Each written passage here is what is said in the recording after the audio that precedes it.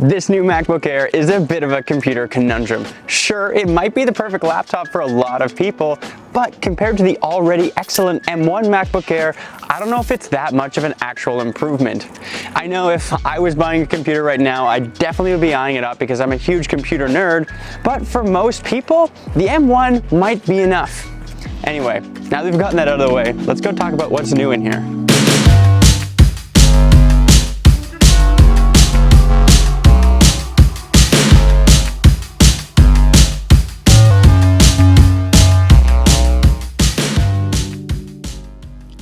One of the biggest changes that Apple hyped up about the new MacBook at WWDC was the return of the MagSafe port, which is definitely a nice peace of mind to know that you won't trip over your cable and pull your computer off a table, but I honestly would have rathered another USB-C port. There's only two on the new Air and they're placed rather closely together, so having one on the opposite side would have been a huge relief.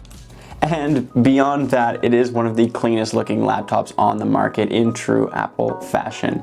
It looks really nice and it's almost like a smaller MacBook Pro, the 14-inch obviously, and that is a huge plus. This midnight version I have is gathering a lot of fingerprints and I probably would have went for Starlight had I been buying one actually for myself, but to be honest, I don't have many qualms with the design.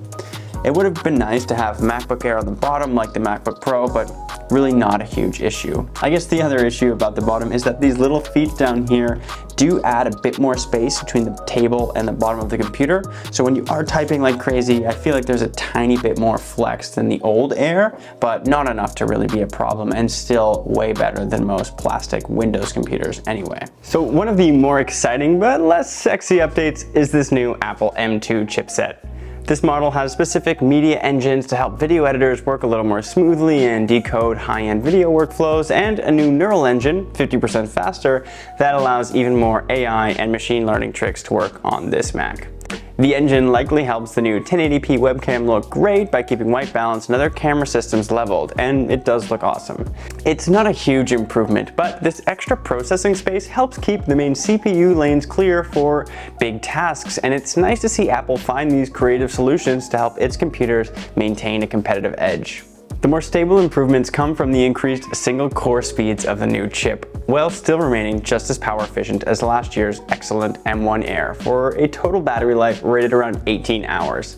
In real use, my battery life was a little less, clocking in at easily a full day and even with 3 hours of heavy video editing involved, so around 11 hours.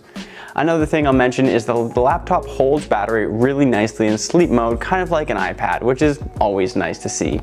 Honestly, I think if I was just doing light work on this thing, I could get 1, 2, maybe even 3 days of use out of this machine. Overall, the M series chips are still crushing Intel and AMD in the laptop game. So unless I really needed Windows for work or I really liked gaming, Apple laptops seem like a no-brainer right now. If you do plan to use this computer for a lot of high performance tasks like video editing though, I would definitely recommend stepping up to the 24 gigabytes of RAM and the 10-core GPU model.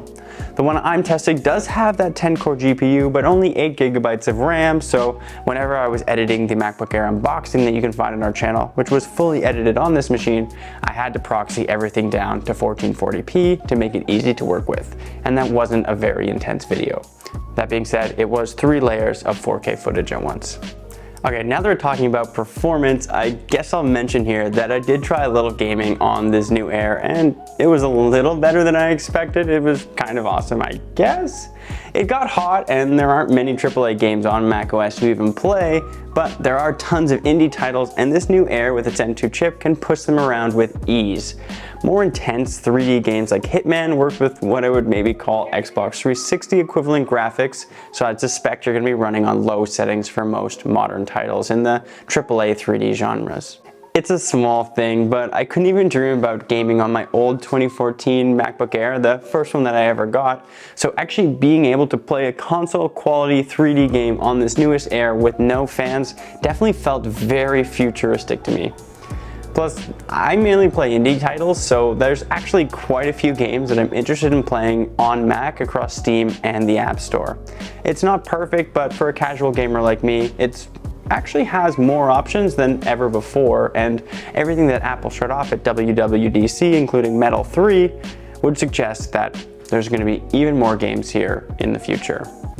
But once again, that 24 gigabytes of RAM or even 16 would be probably more helpful there than the 8 gigabyte base model. For anyone looking to use this new laptop for music mixing, you'll be happy to know that Apple's added a higher resolution headphone jack and a new 4-speaker system with spatial audio. When you're sitting right in front of the laptop, it sounds great.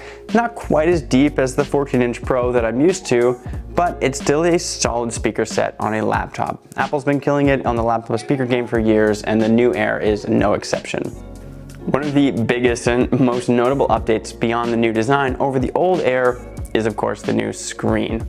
Not only is it 0.3 inches larger than the old screen, it's also 25% brighter for a total brightness of 500 nits, and it looks really awesome. It's got 10-bit color now, and it's a real treat to use with a lot of vibrancy. It's just pleasing to look at. In the settings, you can also switch the laptop into P3 or any other color mode, so if you plan to use this for reference work, you'll be able to get it done pretty well. It's not perfect, but it's definitely a good-looking screen. And that's about it. The MacBook Air is better than it has any right to be. The only problem is the $200 cheaper M1 MacBook Air is also better than it has any right to be. And I think most people buying the base model MacBook Air will probably be better off with that one. Apple's kind of shoehorned the Air into this weird semi-pro position this year, so potentially next year if they add some more ports and maybe an HDR capable screen, it could eliminate the Pro and they could revamp their entire lineup. If it was up to me, I'd bring back the 12-inch MacBook, shove an M1 in it and sell it for around $1,200 like the basic MacBook.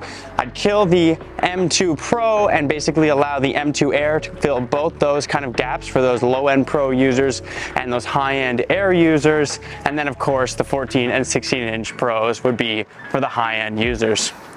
And that's about all I have to say. You can follow me anywhere at the BradFad. Make sure to check out my other iOS video and my time at WWDC. And I love you all. I'll see you guys in the next one.